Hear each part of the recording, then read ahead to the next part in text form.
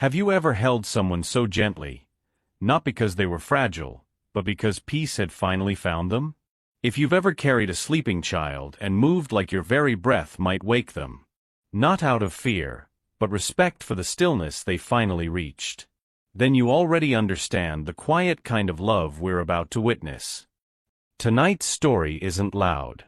It doesn't shout to be remembered. But somewhere between a waitress's arms and a billionaire's silence, you'll hear the softest truth. Sometimes the most powerful thing you can do is carry someone without leaving a trace. Like, subscribe, and stay with us until the end. Because tonight, what breaks a man isn't pain. It's tenderness no one was supposed to see. There were only a few tables left occupied in the small family restaurant, and most of the lights had dimmed into an evening hush. The soft clinking of cutlery had faded. Servers began their quiet routines of clearing, wiping, resetting. At one table near the window, a man in a tailored navy coat was tapping notes into his phone with one hand, signing documents with the other. Caleb Rourke wasn't the kind of man who lingered. At 60, he had built a logistics empire that moved faster than most people thought. His meetings were scheduled to the minute. His expectations ran tighter than his own deadlines. Tonight was no different, except for the boy who had dozed off in the corner booth beside him. Miles, his 5-year-old son, had curled up against the leather seat, one arm tucked under his cheek, the other resting lightly on his chest.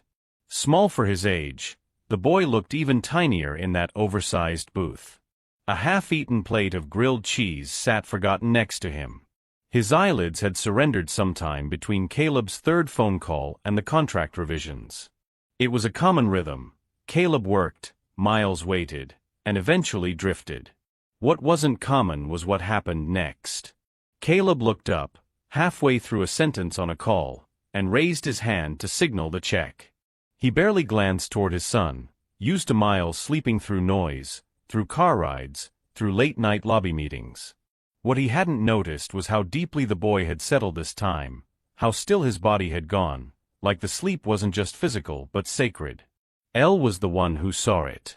She approached the table with quiet steps, wearing the kind of tired grace that came only with long shifts and longer stories behind her eyes.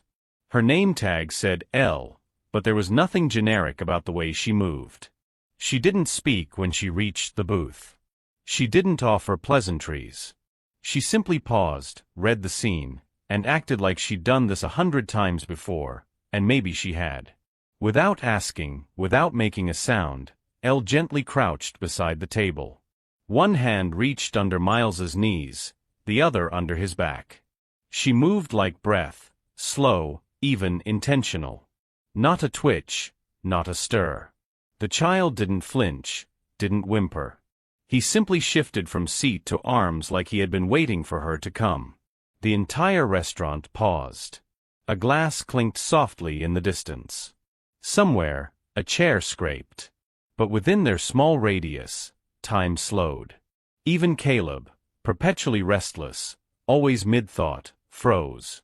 His mouth closed. His hands lowered. Elle didn't rush. She lifted Miles against her chest, adjusting her hold with the ease of muscle memory. His head rested just below her collarbone, ear pressed to the rhythmic silence of someone who knew how not to wake a sleeping child. She didn't cradle him in the dramatic way you might carry a baby. She held him like something important, not fragile, not broken, but too precious to disturb. Caleb watched, eyes narrowed slightly, not in judgment, but confusion. He wasn't used to seeing people do things slowly unless they were wasting time. He wasn't used to watching gentleness unfold like this, with no purpose but itself. Elle shifted her weight, balancing Miles' body so the boy's ear was covered by the edge of his jacket. She turned slightly to avoid bumping into the table, then adjusted his arm so it wouldn't dangle. Each move was careful, precise, not in calculation but care. Not a single word had been exchanged. And yet, something unspoken moved through the space between them. In that moment, Elle was not a waitress. She wasn't even a stranger. She was someone who had once carried someone else like this, someone who had learned, possibly the hard way, that to wake someone too soon was sometimes worse than letting them sleep too long. Caleb didn't know that Elle had a brother, once 12 years old, who refused to sleep alone for months after the accident. He didn't know she'd learned to carry his body at 3 in the morning when flashbacks hit, always in silence, always without turning on a single light. But he could see it in her hands, in her pace, in the absence of hesitation. As she turned with Miles in her arms, heading toward him to ask where to bring the boy, Caleb found himself holding his breath. Not out of tension, but out of reverence. It was as if something had entered the room that shouldn't be broken. Something still. Something holy. The deal in his inbox didn't matter. The figures on the contract blurred. All he could see was his son. Still asleep, still safe, in the arms of someone who somehow knew exactly how to hold without claiming, how to carry without owning. For the first time in a long time, Caleb Rourke had nothing to say. Elle moved steadily, not shifting her arms even an inch as she adjusted the boy's weight against her. Miles remained nestled against her shoulder, one small hand curled gently against the collar of her uniform. His breathing stayed slow, undisturbed. She carried him with a kind of stillness that didn't ask permission, but gave it. Her steps weren't hurried, yet there was no pause. She moved through the narrow restaurant aisle with practiced ease, tilting her shoulders just enough to avoid a tray stand, her hip shifting slightly to keep Miles balanced. A loose napkin drifted to the floor as she passed. She didn't stop for it. Caleb watched it all unfold from just beyond the booth. He'd stood up instinctively, half out of habit, half out of some sense of obligation. This was his son, after all. He should have been the one to lift him, to carry him out to the car, to make sure he didn't wake. But now, standing there with one hand on the edge of the table, he couldn't bring himself to interrupt. Elle shifted again, subtly, adjusting Miles's sleeve to cover his ear. A detail so small, so deliberate, that it struck Caleb like a quiet revelation. Not for warmth. Not for style. But to soften the sounds of the world around him. To let the boy rest a little longer in peace. He almost stepped forward then, almost said something or reached out, or offered to take his son, but stopped. Because the truth was, he didn't know how to do it without waking him. Not like this. Not with that kind of grace. She had turned something as ordinary as carrying a child into a wordless act of preservation. And for the first time, Caleb saw that what he had always thought was helping might have just been hurrying. Elle met his eyes for a split second. Not a challenge. Not a question. Just a moment of quiet coordination. "Car or booth?" she asked softly, voice barely above a whisper. It wasn't a customer service tone. It wasn't rehearsed. It was a question asked by someone who wasn't trying to lead, just trying not to interrupt what was already working. Caleb blinked, then pointed toward the door. Elle nodded once. No fuss. No commentary. And she walked on, still holding the boy the same way she had from the start, arms steady, chest open, shoulder angled so that Miles stayed close but never crushed.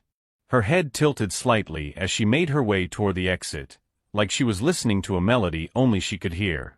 Every movement she made seemed measured against the risk of disturbing that fragile peace. And the peace held. It held through the doorway, through the shifting light of the restaurant's entryway, through the sudden coolness of the night air. Elle didn't speed up. She didn't slow down. She simply matched her pace to the rhythm of a boy who needed the world to be quiet just a little longer. Caleb followed at a distance, saying nothing. Not because there was nothing to say, but because anything he said felt too loud. It dawned on him with some quiet ache that he had always assumed tenderness was a kind of softness, something inefficient, something that took too long. But now, watching Elle carry his son out the door, he saw it as something else entirely. This wasn't softness. This was precision. Not mechanical, not clinical, emotional precision.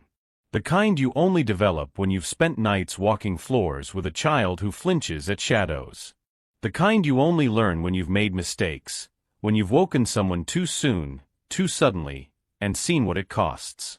Caleb didn't know Elle's history. But somehow, her body language told it all. He stood by the car, hand resting on the door, and watched her approach. Still the same grip. Still the same stillness. He hadn't realized how loud his own movements usually were until now, how much noise he brought into moments that were asking for silence. And just then, as Elle reached the car, Miles stirred slightly, not a full shift, just a faint twitch of fingers. She paused mid-step. Waited. Not even a breath drawn. The twitch passed. And he slept on. The night air was cooler now, brushing softly against Caleb's face as he stood with the rear door of the car open. The interior light blinked on, casting a warm halo over the leather seat. He stepped slightly to the side, making room without saying a word. Elle reached the vehicle with the same quiet rhythm that had followed her all the way from the restaurant. Miles was still tucked in her arms, his breathing deep and steady, one hand gently curled into the fold of her shirt. Without hesitation, she bent down and turned her body just enough to ease him into the car. Her motions were fluid, controlled, the kind of grace that comes only when instinct replaces thought. She didn't shift his weight abruptly. She didn't adjust him once he was down. She simply laid him there as if the seat had been shaped to receive him. Caleb noticed something he never had before. The way she tucked Miles's knees slightly to one side, keeping his hips aligned. The way she cupped the back of his head for just a second longer, letting it settle naturally into the angle between seat and shoulder harness. She didn't buckle him in like a task. She did it like a closing lullaby. Click. The seatbelt slid into place without jarring him. The boy didn't twitch. Elle leaned back slowly, careful not to disturb the air between them. Her hands hovered, just for a moment, as if part of her wasn't sure it was time to let go. Then it happened. As she withdrew, one of Miles's small hands reached out, still half asleep, still dreaming but deliberate. His fingers closed gently around her wrist, not tight, not needy. Just present. Elle paused, frozen in that moment. She didn't pull away. She didn't speak. She simply looked at the boy's face, calm, trusting, unaware of the gesture he had just made. Caleb saw it all. And for reasons he couldn't explain, he couldn't move. Miles didn't open his eyes. He didn't stir again. But the way he reached for her said everything. Not a dream. Not a reflex. Just a quiet act of belief, his body remembering what his voice had no words for. That she had held him safely. That she could be trusted again. Elle gently placed her free hand over his and gave it the softest squeeze. Then, with the delicacy of someone who had done this before, she released his grip, not by pulling away, but by letting go second. She stepped back. And Caleb, still standing beside the car, couldn't speak. There was no place in his daily vocabulary for what he had just witnessed. No metric, no assessment, no quick remark. He wasn't sure if what gripped him was awe or guilt, only that it had landed squarely in his chest. He had lifted Miles 100 times. In airports. On staircases. After meetings. During tantrums. But never like that. Never in a way that made the boy reach back, even in sleep. And now, someone else had done what he hadn't even realized was missing. Elle turned slightly, as if preparing to step away, not expecting a thank you, not waiting for permission. Her face was calm, unbothered, her role in this moment already ending. To her, this was nothing extraordinary. Just something that needed doing, and needed doing right. Caleb's hand drifted toward his coat pocket out of habit. But then stopped. He didn't pull out his wallet. Didn't offer a bill. Didn't fill the silence with a rehearsed line of gratitude. Because none of it would have fit. What she had given wasn't service. It wasn't duty. It wasn't part of the meal. It was care. Unrequested. Unpaid. And perfect. So he just stood there. Watching his son sleep deeper than he had in months. Watching the woman who had made that sleep possible take a step back into the quiet. No applause. No spotlight. Just the sound of the car door gently closing. Caleb slid into the driver's seat, hands resting on the steering wheel, unmoving. The car's interior light dimmed, casting a soft blue hue over the dashboard. The engine remained silent. There was no rush now. No calendar pressing at his back. No meeting waiting across town. He could hear the gentle rise and fall of Miles's breathing in the back seat.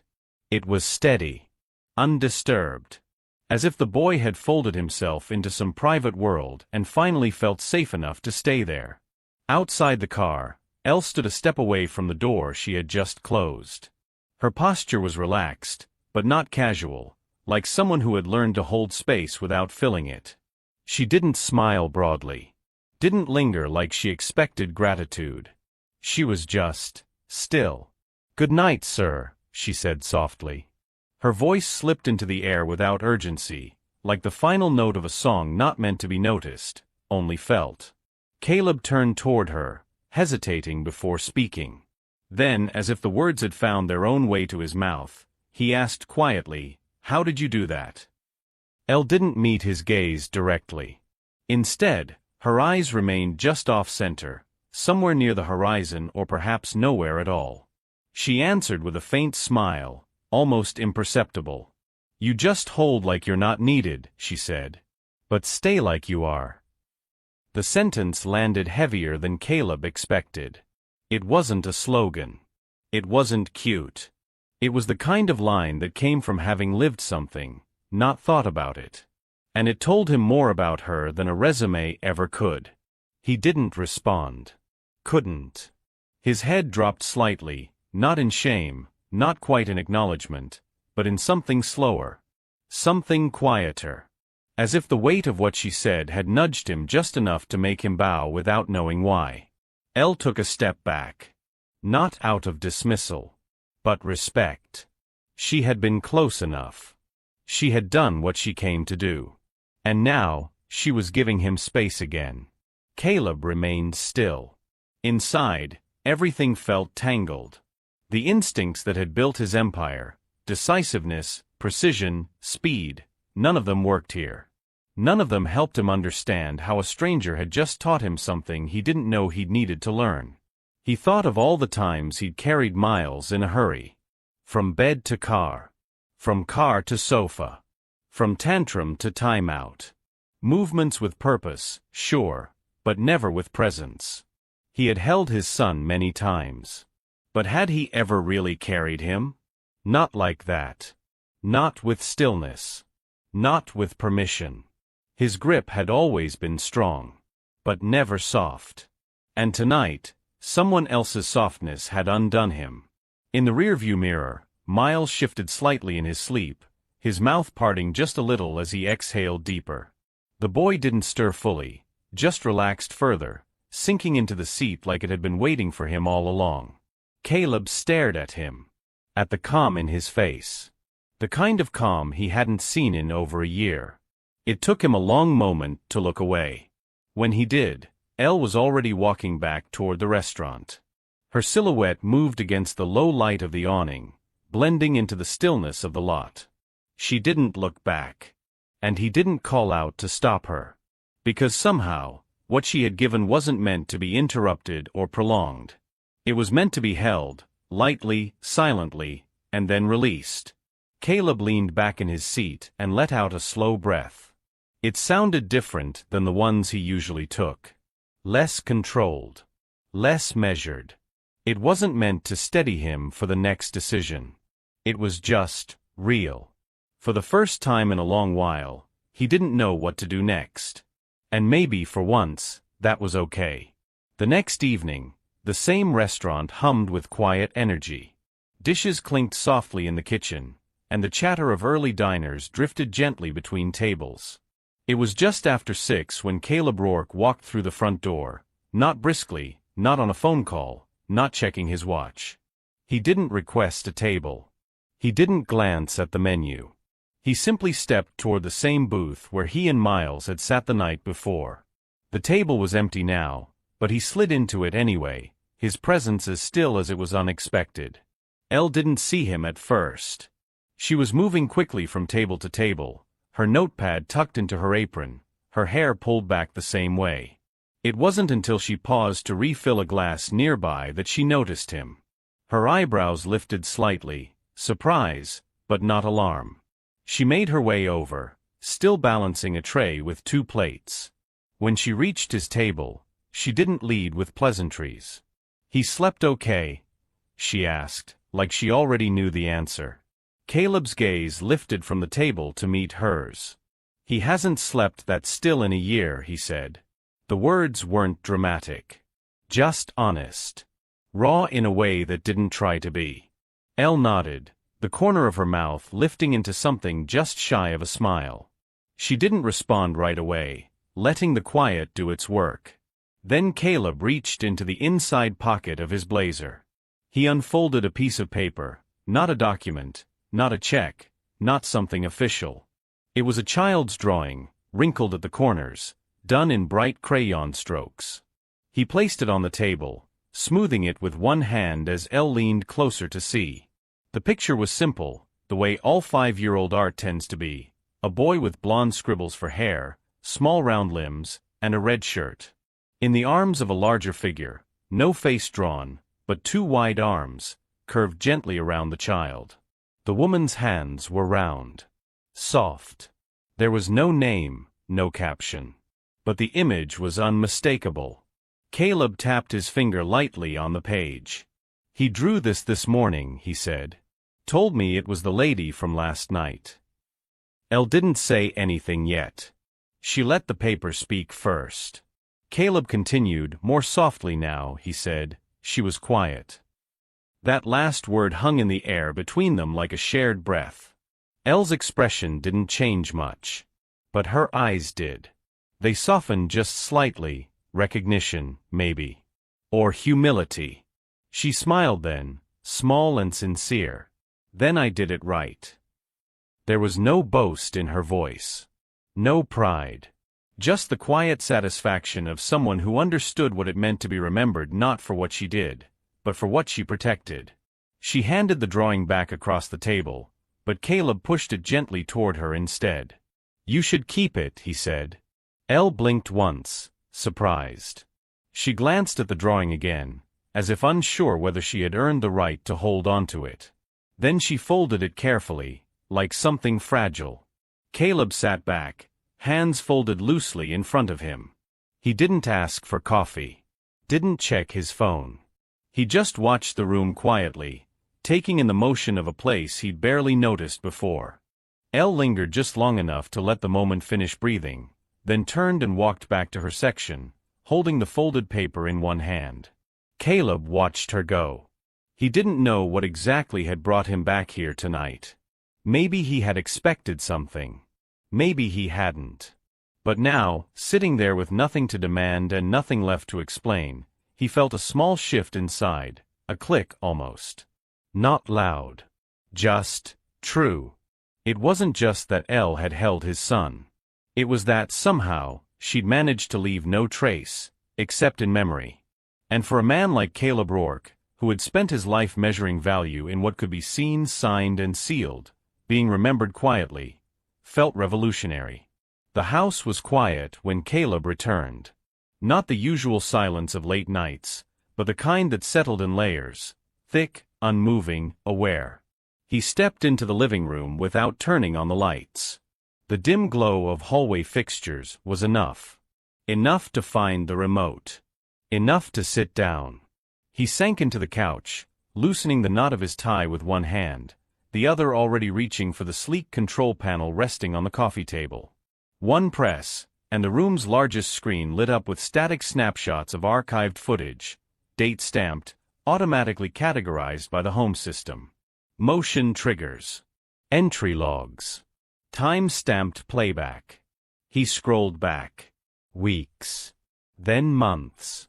Searching without knowing exactly what for, until he found one. A late night from 3 months ago. Miles had fallen asleep in the back seat of the car after a long event. Caleb had carried him in. He remembered it clearly, or thought he had. Now, he watched it on screen. The camera angle caught the front door opening. Caleb entered first, a briefcase in one hand, his other arm carrying Miles. The boy's limbs were loose, his head slightly tilted back. Caleb's grip was firm, but rushed. He adjusted Miles twice while walking. The boy's eyes fluttered open near the stairs. Caleb didn't stop.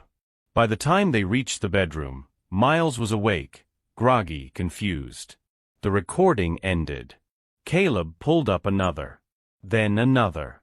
Every video told the same story. A hand that moved too fast. A shoulder that tilted out of sync. A child awakened not with comfort, but interruption. He'd always thought he was helping, getting Miles to bed, being the strong father who could carry weight without complaint.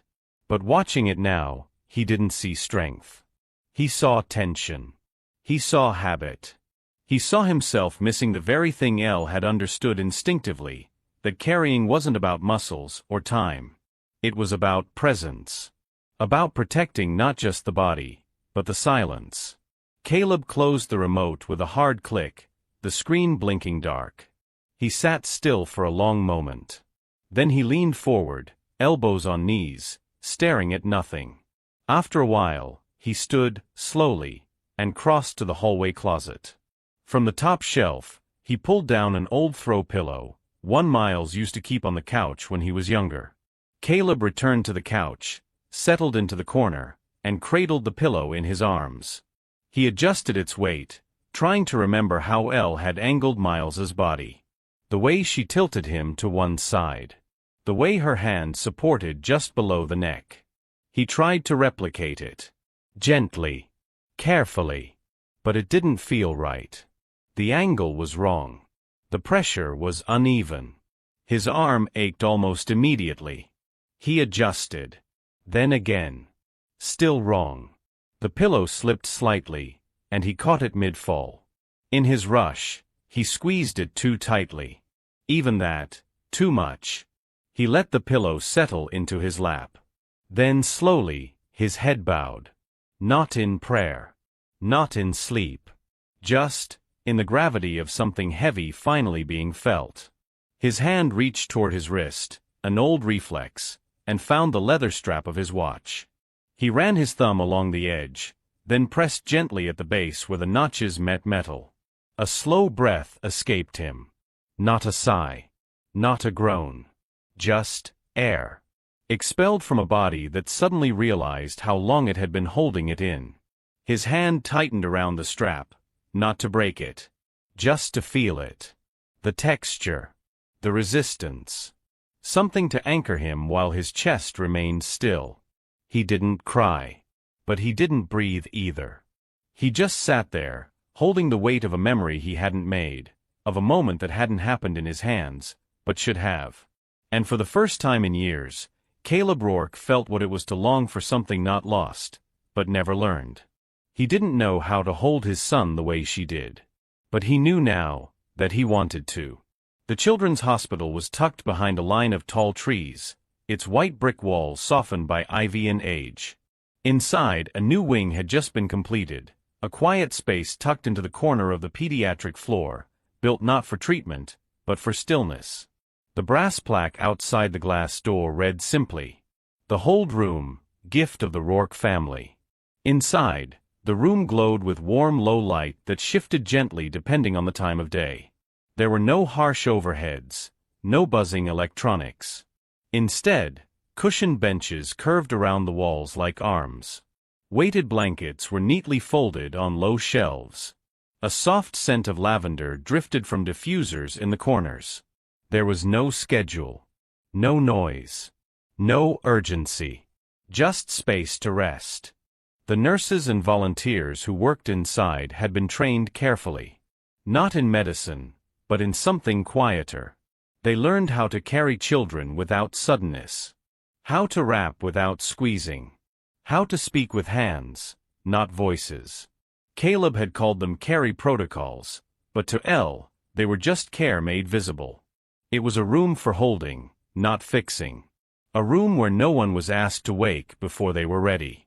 Late one afternoon, Miles walked through the entrance with a blanket tucked under his arm. He didn't say much. He was older now, just a bit, But his quiet nature hadn't changed.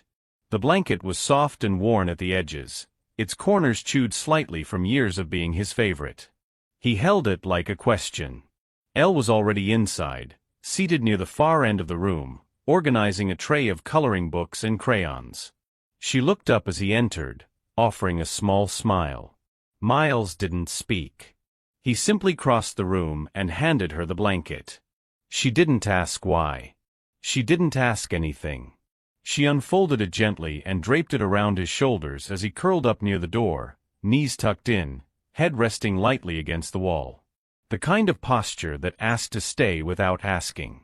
Elle sat beside him without breaking the silence. A few minutes passed. Then more. Through the small window in the door, Caleb stood watching. He had come by unannounced, not to check on progress, not to make a statement. Just to see. And what he saw was something that words would only cheapen. His son, asleep again, not from exhaustion, but from peace. And Elle, still holding space with nothing more than her presence. Caleb stepped inside, the door barely clicking shut behind him. The quiet didn't change. The air seemed to welcome him without fanfare. He walked slowly toward them, pausing just a few feet away. Elle looked up. Their eyes met. He crouched down beside her, not at her feet, not above her, just level. For a moment, he didn't say anything. Then, leaning slightly closer, he spoke, not loud, not performative. Just real. You carried more than my son last night, he said. His voice was roughened, not with strain, but softness rarely used. You carried the part of me I forgot to hold. Elle didn't respond right away. She didn't need to. Some words aren't meant to be answered, just received. She looked at him for a moment longer, then turned back to Miles, adjusting the blanket slightly to keep his feet covered.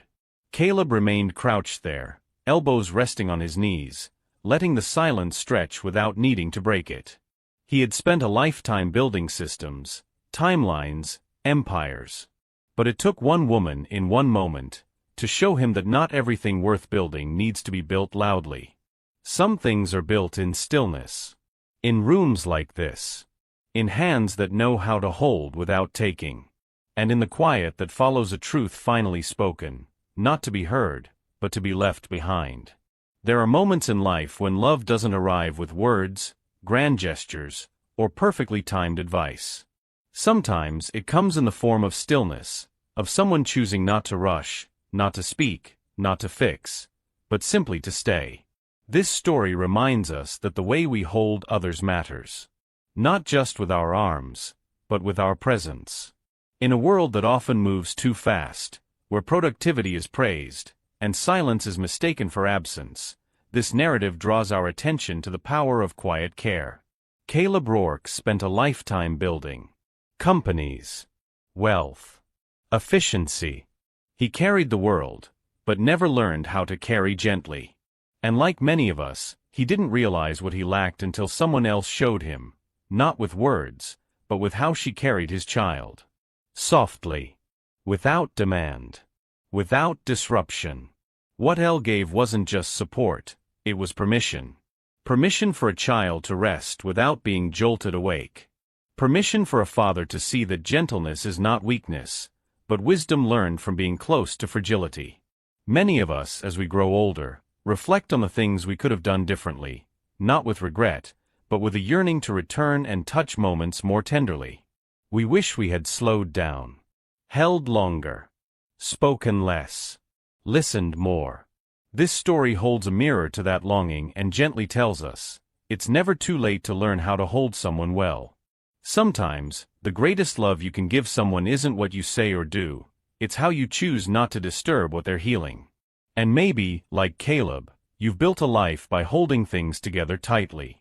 But perhaps now is the season to hold a little more loosely. A little more kindly.